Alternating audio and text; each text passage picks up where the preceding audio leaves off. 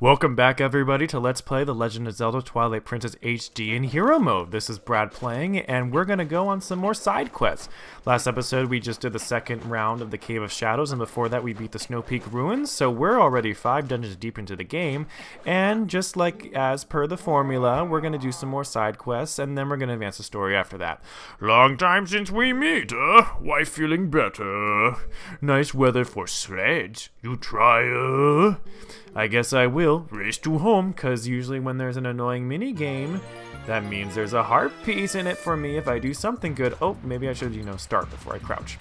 This game is really not that annoying in the grand scheme of things. Actually, it's really fun. Our first opponent is Yeto, and he's good practice for making sure that we get the shortcuts right, because he's really easy to beat. He almost lets you win. He really should be better at this because he's clearly so much more heavy than we are. Like, it should be a no-brainer. But he's just the first warm-up round, so we're going to get acclimated to the course. In Winter X Games Hyrule! Gotta love it! And jump. Make sure you always jump at the end of those if you want the maximum amount of height in your jump. And then down here, stay to the right, and we're going to jump on top of this because this is our main shortcut. I'm using the Pro Controller again because I'm not going to be spending too much time in this episode transforming back and forth between Wolf and Normal Link. I always call him Normal Link. He's not any more normal than the rest of us. Just because he's Link doesn't make him normal and me abnormal. He's human, or Hylian, or Elvish, or whatever he is. I don't think he's Hylian. I think the Hylian are like special people. Now this is the hard part. Try to resist the urge to crouch here, because otherwise you'll end up jumping and then just like hitting into that wall 1,000 times. So there you go. I won. But that's just round 1. Oh, ho, ho, ho, you beat Yeto. You good, You worthy sledder. You want rematch? You go back to mountaintop. So they're gonna make us go up there the long way. Here, best time of Baron, 1:16. You try to break record, It good time. I love sled, I race anytime. Which is her vague way of saying that she actually would love to race us as well. So we're gonna go back up to the peak, up to the top, Snow Peak top, as they say. And the first thing actually I'm going to do is go behind me back into this main area. Because there's a Poe back here, but I'm not actually sure if I have to be a human or not to get it. So I'm going to see if I can do that quick. Touch the big Yeti hands, open the door, and go inside. Whoopah! I fall far. And if you remember, there's some ice blocks that we can get in here. Yep, we can do this at any time, I guess. Transform into a wolf before it kills me. Bam! You can see the reekfish scent still there. And eat! Eat, give me a soul! You got the Poe Soul. Yes, got it. That makes 49. We only have 11 more Poe Souls left in the game. Can you even believe it? What am I trying to do? Oh, I'm trying to equip things. That's what I'm trying to do. Let's put you... Okay, let's make it claw shot. This... No, actually, let's keep you here. Let's make arrows, and then we'll make you that for now. Just because I have to light these things. The lantern actually also gets a lot of usage in this game, which is cool, because it's one of the very first items we get. It's the spinner. That's really not used very often. The spinner is used, like, barely at all in the game. Like, I mean, it has a very specific use. So they, they make of it what they can. I'm also going to go back this way, because there was another grotto in this direction where we could use... Come on, dig in the right place, please. Where we could use our ball and chain. And I want to go do that while I can. Oh, come on! Is it here? Which one was it? I think it's further down the mountain. It was by one of those Poes, I remember that much. I remember being by one of the Poes. I remember being by a tree as well. Also, suddenly the blizzard is not nearly as bad, so I guess we can explore this much more easily now. Here it is. Which makes finding the Poes much easier if you were to come back here later. This is not it. That is not what I was looking for. Have no fear. Have no fear, I'm the Buccaneer. Not that one. It's further down the mountain yet. Is it that tree? I think it's that tree. Ooh, hey, little wolfies. You're trying to compete with me, but you can't catch me. Because you just can't. You just can't catch me. Here it is. Boo-doo-doo-doo. And then Minna goes up my butt. Like a hand in a puppet. This is what I was looking for. And let's make sure we get our ball and chain equipped. And demolish some ice. Oh, come on. Ooh, there's a lot of ice enemies in here. Let me get out of the way. Oh, you've got to be kidding me. There we go. Bam! Oh, crap. How am I going to do this? Oh, shit. It's going to keep getting frozen, I guess. I mean, I don't know how to do this other than to sacrifice a little bit of my own life. And then, oh, this is hard. I got one. That's good. What if I stood on this side? That would help. Yes. Got it.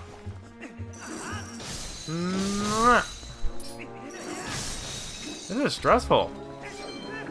It's just designed to hurt. Darn you. It's okay. Oh, I didn't want to target you. No! This is what happens when I fail. That's why you fail all the time. To quote the legendary Sue on Survivor in her final speech. That's why you fail. That's why you always fail. Or whatever she says. I think it's like, that's why you fail all the time. Oh my god, you've got to be kidding me. For frick's sake. No more Z targeting. There we go. There's the chest that I've been working so hard to get. Uh-huh. How about you? What if I just snipe you? There we go. It's probably 100 rupees. Yep. Just like I thought. Let's rise to the surface. And, then we'll warp back and do our second round of snowboarding. Another thing we're going to be able to do relatively soon, not this episode, but relatively soon, is finally turn in all the bugs. Because we're finally going to find that last bug that we've been working so hard to find all this time. Yeah, warp. That was my bad, because I transformed into human before I warped. Yes, no peak top. Take me there. Take me to your leader.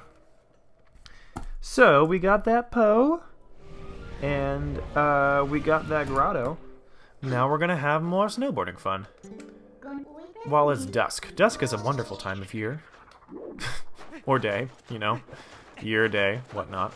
Doesn't matter what time it is, they're always ready for a snowboarding match. Hey! You beat husband, you good. You race me. Uh-huh, good. Race to house. She's much harder, I will say that much. But she also gives you plenty of openings. If you utilize the shortcuts just right, you should be fine. Also, I think there is some deviation as to what her times actually are. Like, sometimes she seems to finish, like, around 1:18. Other times she seems to finish around, like, 1:12. There's some variance, so there's no guarantees you're going to beat her even if you have a good run yourself. So just kind of keep trying and hope for the best. Typically, it goes relatively well. This part is not imperative, but it can be helpful. It's just hard to line it up straight, because I swear it's not quite straight. But maybe I'm wrong. I also don't know if those actually speed you up, or they're just, you know, fun for rupees. This is the main shortcut that you need to pay attention to, because if you don't do this shortcut, then you're dead in the water. And I probably said water like I do when I'm, you know, around my Jersey folk. Because that's the way I say water. I'm not really sorry for it. Sorry, I'm not sorry. Sorry, I'm not sorry. Okay, now careful again. Don't crouch after this point. Careful. Okay, now that you're straight on, you can crouch all you want. Ah, got it. That was, woo, she was right behind me. That was much better than on my test run when I did this like maybe 10 times. You too good, I overconfident maybe. You slimmer than husband. Maybe that's your secret. You aerodynamic. You take this as token of respect for sled skills, huh? And now we got a piece of heart. Wonderful. And no tell husband, you come back and race any time, huh? So that sounds wonderful. So we got the Poe, we got the snowboarding out of the way. Now we're going to warp back to Hyrule Field, and we're going to go into another cave. Now that we have our ball and chain, we can conquer this cave too. And this cave is fun. Fun in that it's a challenge, and I'm also just going to show you the solution, because I know what it is. Let's go this way.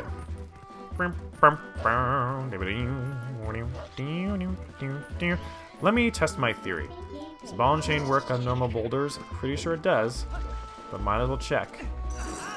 Sure does. Awesome. Awesome! See, enemies don't care if I transform into a wolf before their eyes. They're not even fazed by it. They've probably seen worse. I bet the enemies in this game have seen their fair share of awful things. They've been through it, I bet. I think of the Orc Factory in the Fellowship of the Ring. That's what the Bulbins come out of too. They're like made from like the molten lava in Mount Doom, or whatever it's called. Mount Doom, Mount Mordor? I forget. I'm not really a big Lord of the Rings head, I must admit. I tried reading Lord of the Rings, but I think I was too young at the time to really get enraptured in it, because it was just, I don't know, it was complicated. So the cave we want to get is around here somewhere. If I can find it. There it is. Actually quite well hidden, because at night it sort of blends into the background. And we don't even need... Oh god. We just want to do ball and chain. I caught them on the way back. In we go. And now that we have the ball and chain, it should be fairly obvious what we're supposed to do, which is break the ice. And we have a series of block puzzles to accomplish. What I also find funny about here is that they recycle textures from Lake Bed Temple, namely this gate, straight out of Lake Bed Temple. So, once again, you could do this by trial and error, or by actually trying to think and, you know, be methodical, which I have done before in my own personal life, but instead, I'm going to just show you the solution. Start by pushing the rightmost block, then push this one towards that block. So you're going to make like a wall of 3, like so. Then you're going to go to the top block and push that all the way around. All the way around to the bottom. Like this. So now you have this space in between. Then you're going to go to the middle block, and you're going to push it in this direction so it goes over the switch. And then, ta-da, we've made our little wall, and we can get the switch. Just like that. Now we can go on to puzzle 2, which is, in my opinion, the hardest of the puzzles, even compared to Snow Peak Ruins, and the most complicated. So the first thing you want to do is take this left block and you want to push it up. Then you want to take this right block and you want to push it all the way into that block. Like so. So first one, and then, well, you know, for kicks, let's do that. Careful with the ball and chain if you want to use it here, because if you hit more than one block at the same time, they will both move. And there we go. You see what I mean? It moved both of them. So I'm going to remedy that by pushing this back. And then pushing this one down here. Great! And now we're going to go to the middle one, sort of similar to what we did before. We're going to push this one over the switch. And obviously it's going to go past the switch. But we can get the switch by pushing this bottom one into that. And now that we've got the switch, we no longer need that as a barrier. So we can use this one to, careful, to our advantage. We want to push this one down and this one around. But leave that in the corner. Leave that, I repeat, in the corner. Because you're going to come up here instead and push this one over the switch to the other side. And then you're going to push this one up first. So now we have our barrier. And we can push this one back into there. And we get our switch. Ta-da! So now we can move on to the last one.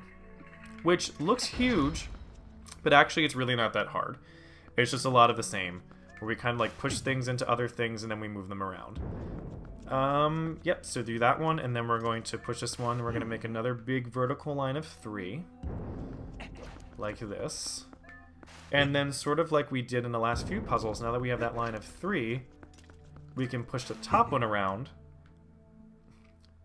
and utilize that to our advantage. No, push this all the way around, but not all the way back into it. So leave it here. Stop here. Now go to the middle one and push this to the other side. Like that. And now we're going to use this to push this towards the switch. And this is going to become our switch block. By which I mean not the switch. It's not the block that will hit the switch. All I mean is that like it's blocking the switch for us. And we're actually going to keep that one there and never move it again and use this one to come all the way back around. And this is the one that's going to go on top of the switch when all is said and done. And we're just about done here. Voila. I don't like to talk about this solution with like actual north, south, east, west, right, left, up, down directions because every time you get behind a block it changes the direction you're facing anyway. So that's that, and that is a heart piece. Well earned. If you want to figure it out on your own, by all means, I encourage it. It's definitely more fun that way.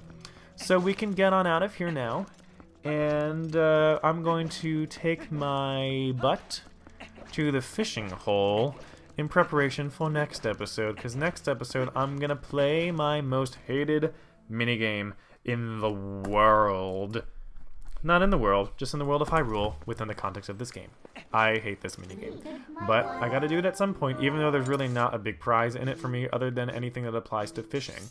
But I still feel the need to do it, as much as I hate it. Plus, I'm a little masochistic.